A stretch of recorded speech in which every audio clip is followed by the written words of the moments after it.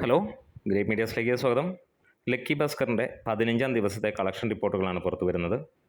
306ഓളം ഷോകൾ ട്രാക്ക് ചെയ്യപ്പെട്ടപ്പോൾ 11,000-ന് മുകളിലുള്ള ജനങ്ങളാണ് കണ്ടത്. 16% ഓക്യുപ്പൻസി പറഞ്ഞിരിക്കുന്നത്. ഇന്ന് ഇതുവരെ ലഭ്യമായത് 18 ലക്ഷം രൂപയോളമാണ്. ഇന്നലത്തേക്കാളും നേരിയ ഒരു ഇടിവ് എന്ന് തന്നെ പറയാം. ഇന്നലെ ഇതേ സമയം 23 ലക്ഷം രൂപയാണ് നേടിയിരുന്നത്. ഇന്ന് ഫൈനലായിട്ട് വരുന്നത് 28 ലക്ഷത്തോളം രൂപയായിരിക്കും. അതായത് 45-50 ലക്ഷം രൂപയ്ക്ക് ഇടയിലായിരിക്കാം ഇതിൻ്റെ ഫൈനൽ ഗ്രോസ് വരാൻ പോകുന്നത്.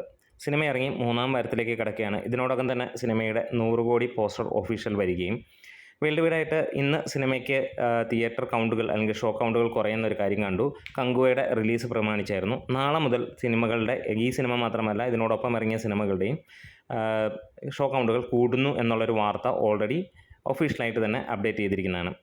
ഇത് നമുക്കറിയാം, ഒരു മിഡ് വർക്കിംഗ് ഡേ ആണ്.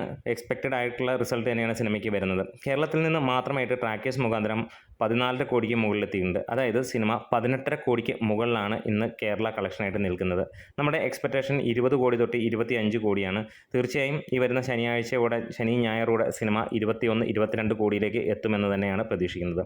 സിനിമയ്ക്ക് ഇതിനോടകം തന്നെ മികച്ച പ്രേക്ഷക പിന്തുണ തന്നെയാണ് ലഭിച്ചിരിക്കുന്നത്. ഇന്നത്തെ കളക്ഷനോടുകൂടി നമുക്ക് കേരള കളക്ഷനിൽ ആദ്യമായിട്ട് 50 ലക്ഷം രൂപയ്ക്ക് താഴേക്ക് വരുന്ന ഒരു കാര്യമാണ് കാണുന്നത്. കഴിഞ്ഞ 14 ദിവസവും 50 ലക്ഷം രൂപയ്ക്ക് മുകളിലായിരുന്നു സിനിമയുടെ കളക്ഷനായിട്ട് വന്നിരുന്നത്. നമ്മുടെ വീഡിയോസ് ഇഷ്ടമെങ്കിലും സപ്പോർട്ട് ചെയ്തുതരാം. Great medias.